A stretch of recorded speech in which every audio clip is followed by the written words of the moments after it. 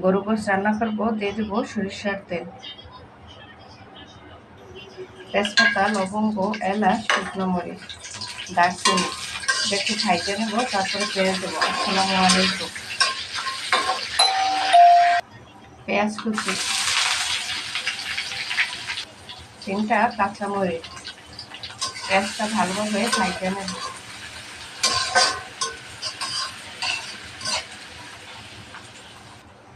আদা রসুন বাটা,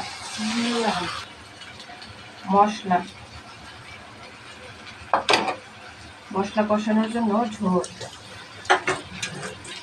মশলাটা ভালোভাবে কষিয়ে নেব, যত সুন্দরভাবে কষাবো গোশটা তত মজা হবে। মশলা কষানো হয়ে গেছে, দিয়ে দেবো গরুর গোশ। গোশটা মশলার সাথে মিশিয়ে নেব। গোশটাও যত ভালোভাবে কষাবো তত মজা হবে।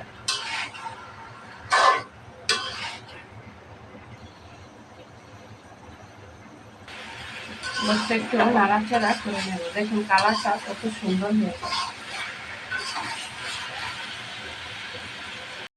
গরুর গোশ কষানো হয়ে গেছে।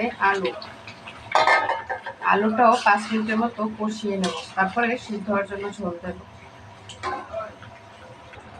আলু কষানো হয়ে গেছে, সিদ্ধ হওয়ার জন্য দিয়ে দেবো ঝোল। গরুর গোশ রান্না হয়ে গেছে, দিয়ে দেবো টালা জিরার গুঁড়া।